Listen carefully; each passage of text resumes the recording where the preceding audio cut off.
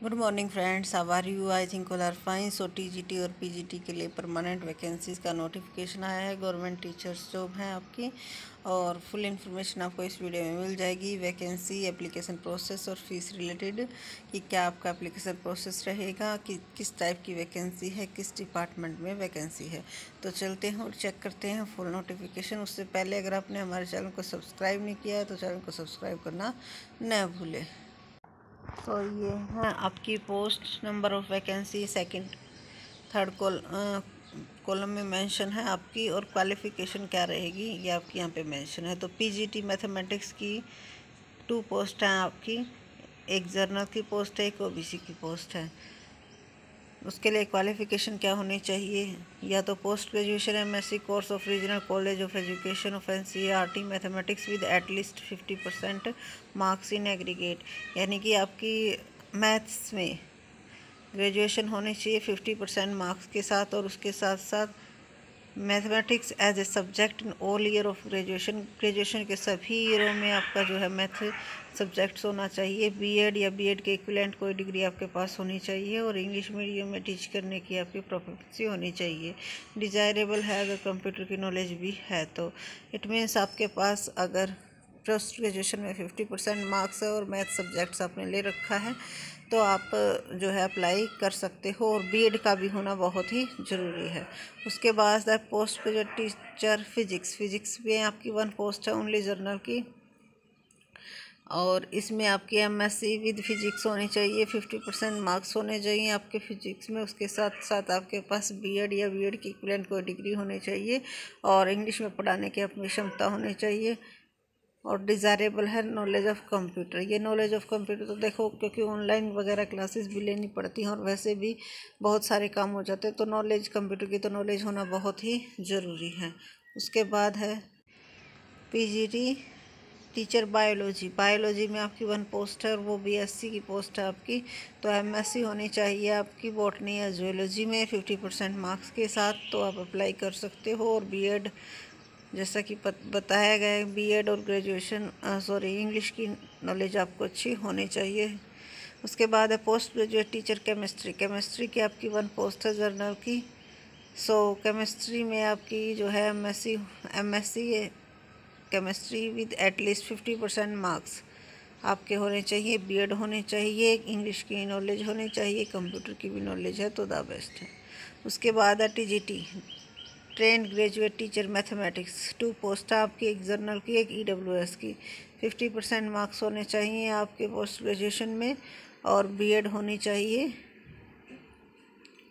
और क्योंकि देखो पीजीटी का तो सीटेट होता नहीं है तो इसीलिए नहीं मांगा गया था, बट टीजीटी में अगर आप अप्लाई करना चाहते हो तो आपका सीटेट होना बहुत ही ज़रूरी है, और वो भी उसी सब्जेक्ट में, यानी कि पेपर सेकंड में। ये नहीं कि पेपर फर्स्ट में है तो पेपर सेकंड के लिए अप्लाई कर सकते हो, पेपर सेकंड में है तो पेपर फर्स्ट के लिए जी नहीं, जिस लेवल का है उसी लेवल के लिए आप फॉर्म फिल कर सकोगे। उसके बाद है टीजीटी हिंदी की 2 पोस्ट है आपकी, एक जर्नल में, एक ओबीसी में। 50% मार्क्स होने चाहिए आपके। पोस्ट ग्रेजुएशन में बीएड होनी चाहिए, उसके साथ साथ आपका सीटेट क्वालिफाइड होना चाहिए, इंग्लिश मीडियम की नॉलेज होनी चाहिए, नॉलेज ऑफ कंप्यूटर। उसके बाद है टीजीटी इंग्लिश की 1 पोस्ट है आपकी जर्नल की। इसमें भी आपकी पोस्ट ग्रेजुएशन होनी चाहिए इंग्लिश के साथ, और 50% मार्क्स होने चाहिए। इंग्लिश एज ए सब्जेक्ट्स आपने पढ़ा हुआ हो, बीएड होनी चाहिए, और सीटेट भी आपका पास होना चाहिए, टीचिंग इंग्लिश मीडियम और नॉलेज ऑफ कंप्यूटर। उसके बाद है टीजीटी केमिस्ट्री में आपकी 1 पोस्ट रहेगी। 50% मार्क्स होने चाहिए, वही सेम क्वालिफ़िकेशन सभी में है। सिर्फ और सिर्फ ये मेंशन है कि आपका जो पीजीटी है उसमें सीटेट नहीं मांगा गया, क्योंकि उसका सीटेट होता नहीं है, लेकिन टीजीटी में आपका सीटेट मांगा गया है, और 50% मार्क्स आपके पोस्ट ग्रेजुएशन में होने चाहिए दोनों के लिए। और उसके साथ साथ इसमें आपके अगर टीजीटी में अप्लाई करना चाहते हो तो ग्रेजुएशन होनी चाहिए, और पीजीटी के लिए आपके पास पोस्ट ग्रेजुएशन में 50% मार्क्स होने चाहिए, और बीएड दोनों में ही आपकी होनी चाहिए। उसके बाद है टीजीटी पीईटी मेल, तो इसके लिए bachelor degree in physical education, और इक्विवेलेंट 1 ओबीसी की पोस्ट है। टीजीटी पीईटी फीमेल, ये फीमेल की एससी की पोस्ट है आपकी 1। उसके बाद है प्राइमरी टीचर्स, तो प्राइमरी टीचर्स की जनरल की 3, ओबीसी की 1, ईडब्ल्यूएस की 1, तो 5 पोस्ट है आपकी। इसके लिए आपके पास senior secondary equivalent with at least 50% marks 4 year bachelor of elementary education, यानी कि आपके पास 12th में 50% मार्क्स होने चाहिए और 4 year bachelor of elementary education BELED, यानी कि आपके पास JBT होना भी ज़रूरी है।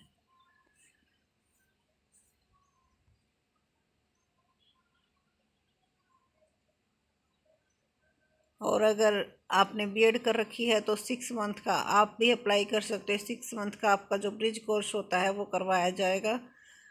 6 मंथ के अंदर अंदर आपको करना होगा। बार सर क्वालिफाइड आपका CTET पेपर फर्स्ट होना चाहिए, इंग्लिश मीडियम में पढ़ाने की नॉलेज होनी चाहिए और कंप्यूटर का ज्ञान होना चाहिए, यानी कि TGT, PGT और PRT तीनों लेवल पर पोस्ट हैं।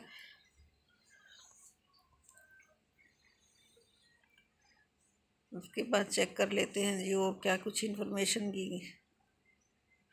द पोस्ट आर टेम्परेरी, देखो आप ये कहोगे कि मैम आपने जो है परमानेंट वर्ड लिखा है, तो देखो पोस्ट टेम्परेरी हैं बट लाइकली टू कंटिन्यू, यहाँ पे स्पेशली मेंशन है। जल्दी से इन पोस्टों को जो है हटाया नहीं जाता। ये मान लो अगर आपकी जॉब लगी जाती है तो फिर हर ईयर उसको क्या कर दिया जाता है, रिन्यू किया जाता है।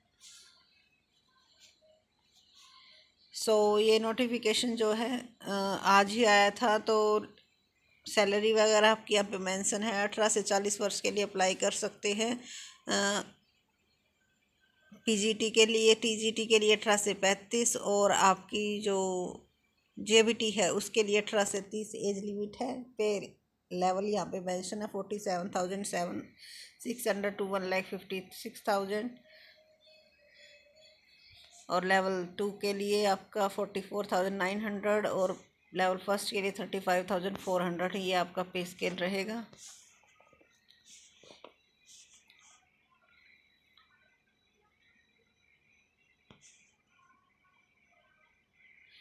प्रत्येक आवेदन के लिए 250 रुपये का गैर प्रतिदेय आवेदन, यानी कि नोट तथापि भारत में सभी आवेदकों को समान रूप से प्रकरण शुल्क के रुपये 750 रुपये का आवेदन करना होगा व्यक्ति को। नॉन रिफंडेबल फीस है आपकी 250 for each application. All candidates have uniformly पे 750। Women, SC, ST, PWD, ex serviceman 750 देनी होगी। 500 deducting the application fees in respect of all other candidates.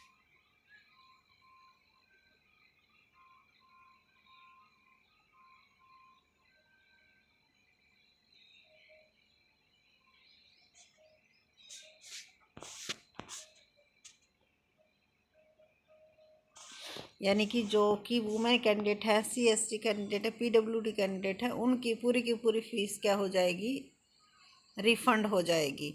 यानी कि उनकी कोई फ़ीस नहीं लगेगी, लेकिन एक बार शायद आपको सबमिट करवानी होगी, तो ये आप चेक करवा लेना, क्योंकि फुली रिफंडेड लिखा हुआ है। Women, SC, ST, PWD, ex serviceman और अदर कैंडिडेट्स हैं उनकी 500 यानी कि 250 फ़ीस आपकी लगेगी। एक बार आपको 750 सबमिट करवानी होगी। अब ये इसका पता नहीं क्या कुछ सिस्टम है।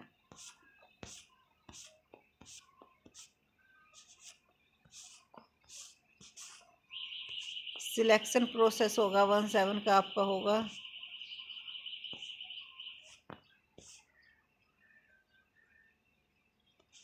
यानी कि मिनिमम 10 कैंडिडेट्स बुलाए जाएंगे 1 पोस्ट के लिए।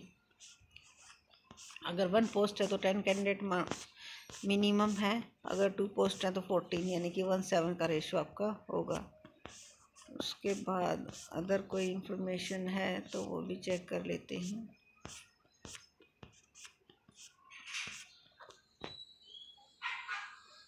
ये 19 पेज का जो आपका ये नोटिफिकेशन है, तो अच्छी तरह से पढ़कर आप तभी फॉर्म फिल कीजिएगा। इसका जो साइट है वो यहाँ पे हमने गिवन है, यहाँ से आप इसको डाउनलोड कर सकते हो www.shar.government.in।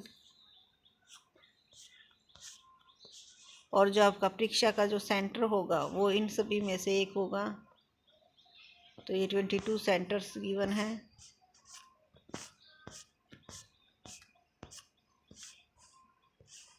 और अगर आपको कोई हेल्प चाहिए तो यहाँ पे जो है ईमेल आईडी गिवन है। फॉर्म ऑनलाइन ही सबमिट करवाया जाएगा।